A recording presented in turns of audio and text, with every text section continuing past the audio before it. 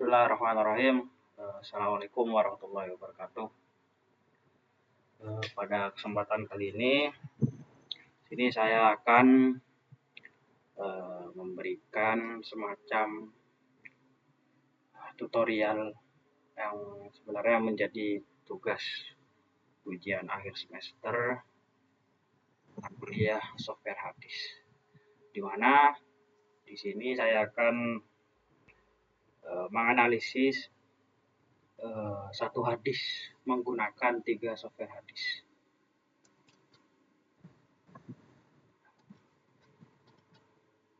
Dan di sini ada beberapa tahapan. Yang pertama itu mentakhrij hadis menggunakan 3 software, yaitu Al-Jami' lil Hadis An-Nabawi, kemudian ada Maktabah Syamilah, dan juga Jawami'ul Kalim. Setelah mentakhrij tersebut, kita akan sekaligus dalam mentakhrij tersebut kita akan memilih mana hadis primer yang bisa dijadikan referensi. Dan di sini kita akan membatasi terhadap kutubut tis'ah. Setelah mentakhrij, tahapan selanjutnya akan menyeleksi hadis hasil takhrij, kemudian membuat skema dari satu hadis dan juga 5 hadis yang kita pilih, kemudian nanti akan digabungkan sanadnya bertemu di mana, juga mencari informasi biografi masing-masing rawi. Dan di sini kita akan ambil beberapa contoh menggunakan software Jami' Hadis dan Jawami'ul Kalim. Kemudian untuk mengetahui halaman berapa jelasnya nanti akan dibantu dengan Maktabah Syamilah. Setelah mengambil informasi biografinya, kita akan mencoba mensyarah hadis tersebut dan terakhir melakukan analisis matan. Oke, yang pertama kita akan coba untuk mentakhrij hadis.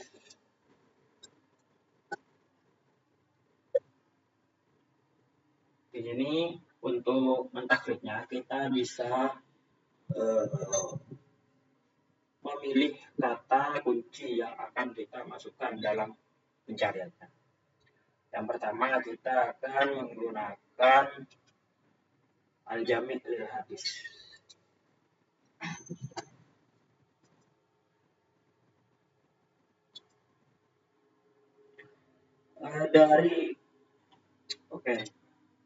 Untuk pencariannya, untuk cara mentakhrijnya kita mencari Sofi ya.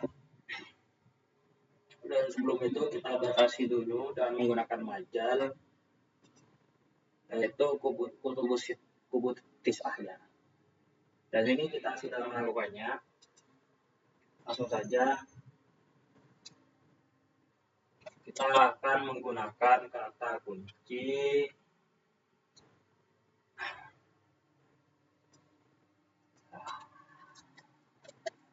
minhunna arba'an. Dari kata kunci minhunna arba'an di sini terdapat 8 hadis yang sama, yaitu di kitab Musnad Ahmad bin Hanbal ada 4, kemudian di Sunan Abi Dawud ada 1, Sunan Ibnu Majah ada 2, kemudian Muwatta.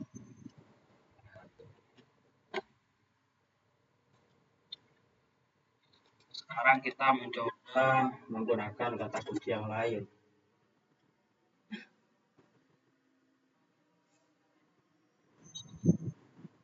Ayat al-khayar.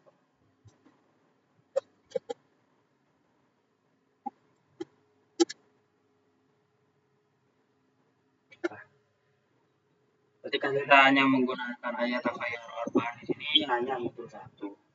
Dan ini ada di kitab Sunan At-Tirmidzi. Sebenarnya redaksinya hampir sama atau sama dalam penyampaian temanya, yaitu hadis ini menceritakan bahwasanya ada seorang sahabat yang bernama Ghailan Ibnu Salamah Ats-Tsaqafi, dan beliau itu masuk Islam. Sedangkan ketika sebelum masuk Islam, beliau itu memiliki 10 istri, dan di redaksi yang lain ada yang mengatakan 8 istri. Ketika beliau masuk Islam, maka Rasulullah memerintahkan untuk memilih 4 orang istri saja yang bisa beliau jadikan istri secara bersamaan. Artinya 6 istri lain harus ditolak begitu. Karena sesuai dengan firman Allah bahwasanya pembatasan seorang laki-laki dalam beristri itu hanya 4 gitu. Jadi ketika kita menggunakan software Al-Jami' Hadis An-Nabawi,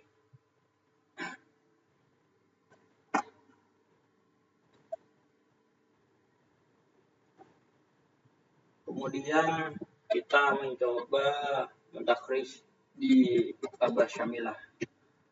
Sebelum itu, dalam pencarian di sini kita akan membatasi ya, seperti yang di software yang pertama, yaitu menggunakan kutubut tis'ah.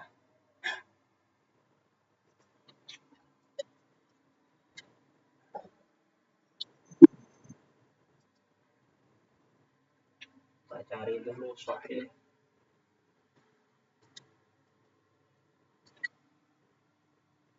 Bukhari, Muslim, Sunan,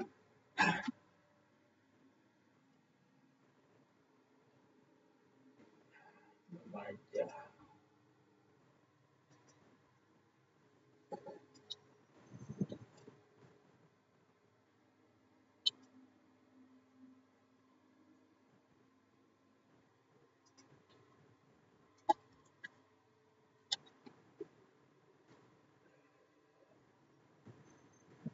Musnad,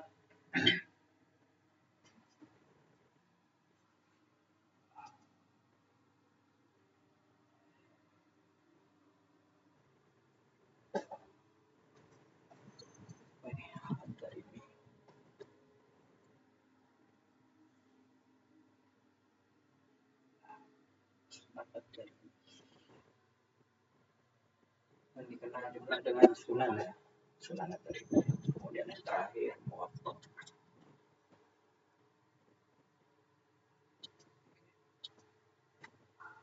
Setelah itu kita masukkan kata kuncinya.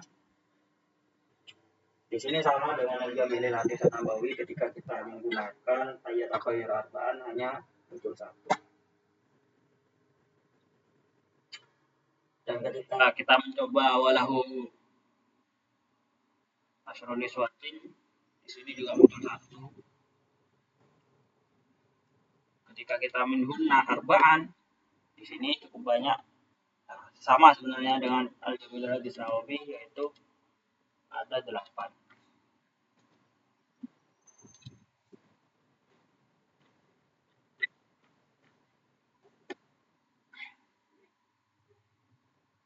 Ternyata ini masuk bukan. Kita seleksi dulu, berarti memang benar-benar hadis 1, 2, 3, 4, 5, 6. Di sini ada 6 ternyata. Ketika kita menggunakan kata kunci min guna arba'an. Oke, begitu. Selanjutnya kita mencoba menggunakan jawami'ul kalim.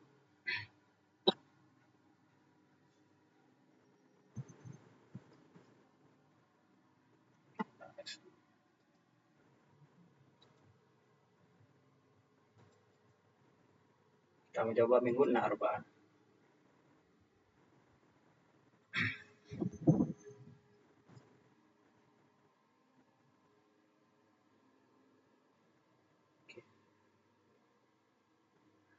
si putar-putar.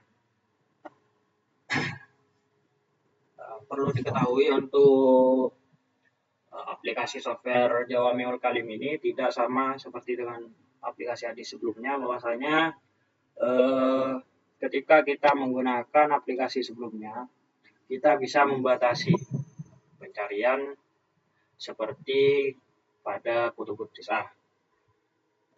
Di Jawa Meol Kalim ini kita tidak bisa membatasi seperti itu, namun kita di sini harus menyeleksi satu persatu ya, yang memang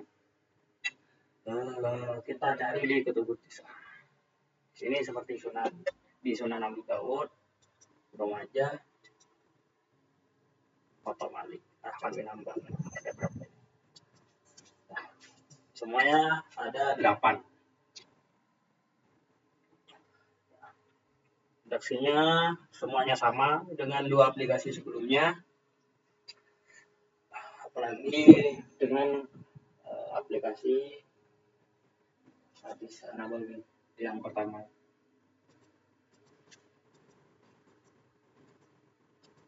Oke. Guna apaan?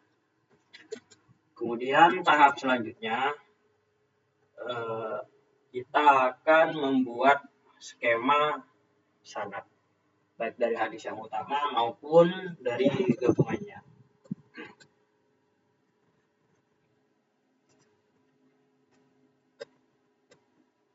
Di sini kita sudah membuat tentang skemanya hadis satu persatu maupun skema hadis gabungannya. Untuk hadis utamanya ini sanadnya, kemudian hadis kedua, ketiga, keempat, dan kelima. Di sini kita hanya mengambil 5 saja yang kita teliti sanadnya. Untuk gabungannya seperti ini.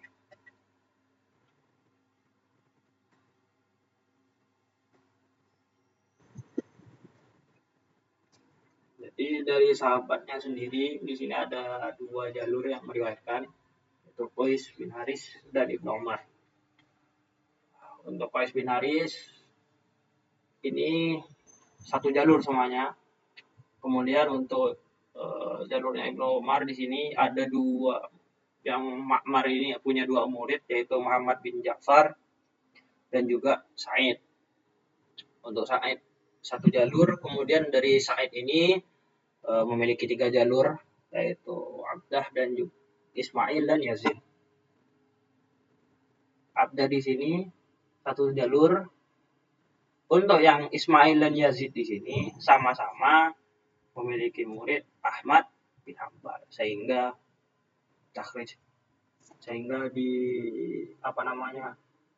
diriwayatkan oleh Ahmad bin Hanbal. Begitu. Untuk langkah selanjutnya itu kita akan sebelum itu dari aplikasi Al-Jami' lil Hadis An-Nabawi ini sebenarnya kita bisa mengetahui jalur sanadnya ketika kita mengklik Asaniidul Hadis ini. Di sini ada aja 1 jalur semua ya. Coba kita gunakan yang minhun arba'an. Di sini kita lihat sanadnya ada berbagai macam sebenarnya. Dan ini sangat membantu dalam pembuatan skema sanad gabungan ya. Kita akan bisa menemukan menemukan hubungan guru dan murid yang sebenarnya sama antara 1, 2 atau lebih dari itu. Kemudian dari Jawa Meol Kalim juga bisa kita mengetahui skema sanadnya ketika kita mengklik Ardun ilmu riwayah. Oke, di sini.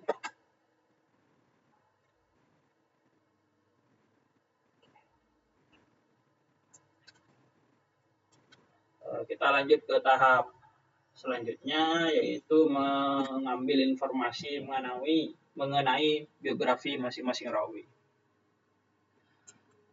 Untuk mengetahui biografi rawi di aplikasi Jawamil Kalim, kita bisa mengklik nama rawi.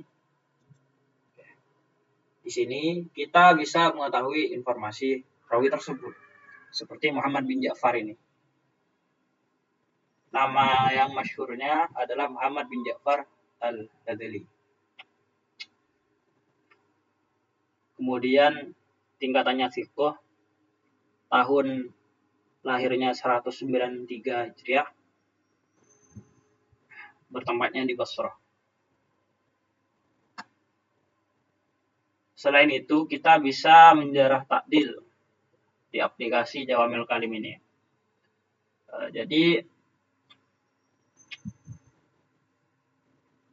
menurut Abu Hatim bin Hibban, bahwasanya Muhammad Ja'far ini adalah seorang yang thiqat, disebutkan di dalam thiqat. Qala kana min khiyari ibadillah ala quflatihi.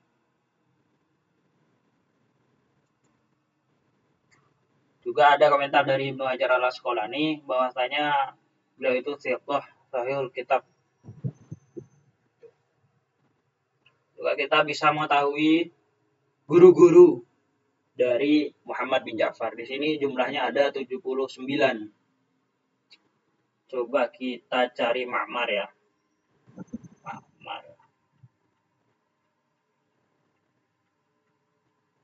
Oke, di sini ada Ma'mar. Berarti memang hubungan antara Muhammad bin Ja'far dan Ma'mar ini adalah seorang guru dan murid. Nah, di sini juga kita bisa mengetahui murid-murid dari Muhammad bin Ja'far. Oke. Itu kalau kita ingin mengetahui informasi biografi menggunakan Jawamil Kalim. Kemudian kita juga bisa mengetahui informasi rawi di aplikasi Jamil Hadis Nabawi. Sama juga kita bisa mengklik nama rawi tersebut, Yahya bin Hakim. Oke.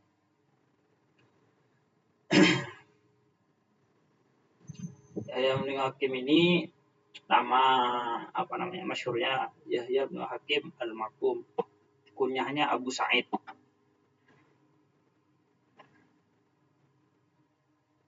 Oke, bagaimana komentar ulama terkait Yahya bin Hakim ini? Oke, Imam Nasai mengatakan bahwasanya Yahya bin Hakim ini adalah thiqah hafidh.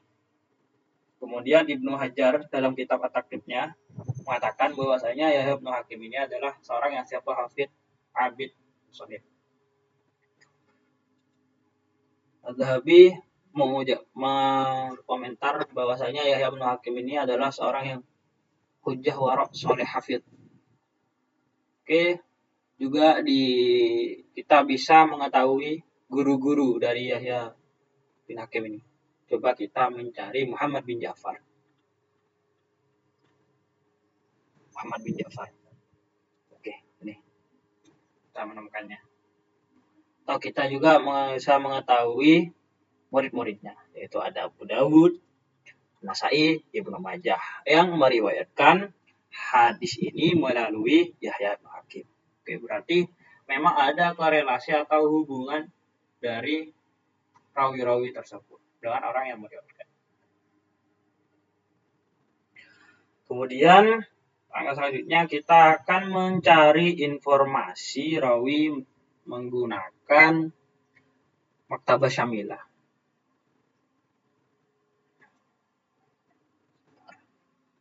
Di sini kita akan mencari di kitab Al-Kashif karangannya Imam Az-Zahabi.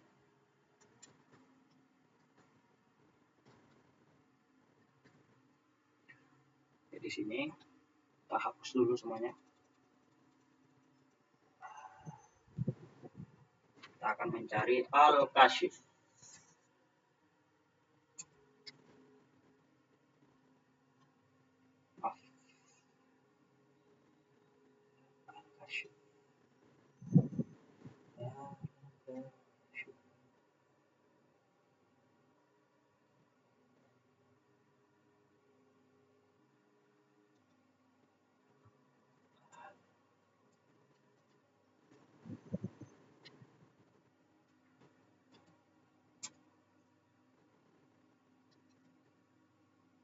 Kashif Syamsuddin Adz-Dzahabi. Oke. Kita tarik saja. Ya.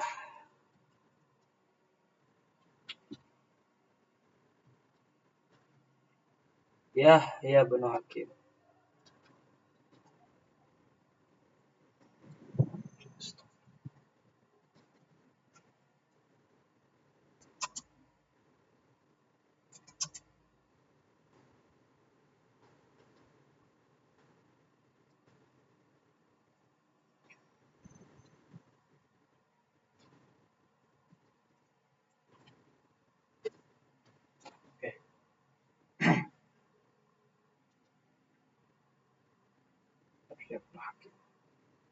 Di sini, nah, ini yang kita lihat tadi di kitab di aplikasi Jami' Hadits An-Nabawi. Jadi informasi terkait rawi yang ada di Maktabah Syamilah ini bisa kita jadikan sebagai rujukan ya dalam penelitian, entah itu skripsi ataupun jurnal atau lainnya, dalam mengetahui informasi rawi, karena di sini kita bisa mengetahui juz berapa dan juga di halaman berapa, nomor berapa. Berbeda dengan dua aplikasi yang lainnya, kita tidak bisa mengetahui informasi rawi tersebut ada di kitab apa, halaman berapa, dan juz berapa. Begitu. Oke, saya kira cukup untuk informasi rawinya. Sekarang kita akan mencari syarah hadis yang diteliti menggunakan Jawami'ul Kalim.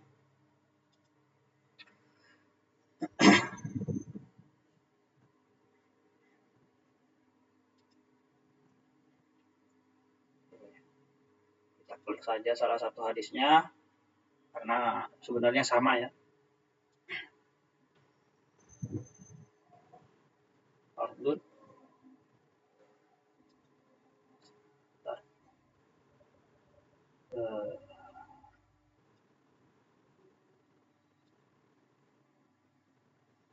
Syuruh. Oke. Di sini kita bisa mengetahui syarah hadis terkait perintah Nabi kepada sahabat yang punya istri lebih dari 4 untuk diceraikan. Agar bisa dijadikan referensi dalam penelitian, kita bisa beralih ke aplikasi Maktabah Syamilah. Di sini kita mengetahui bahwasanya syarah hadis ini ada di kitab Aunul Ma'bud, sehingga kita bisa mengetikkan kata kuncinya dan kita tentukan kitabnya. Kemudian kita juga bisa menganalisis matanya melalui ma'ajim di sini.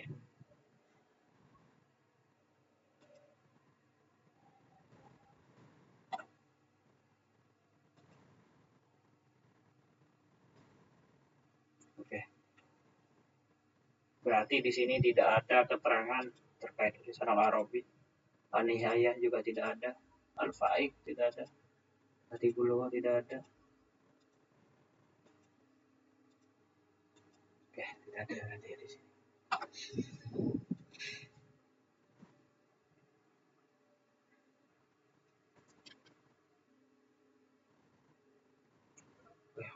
mungkin hanya itu saja yang bisa saya sampaikan. Semoga bermanfaat. Allahumma fiqil aqwamit thoriq. Assalamualaikum warahmatullahi wabarakatuh.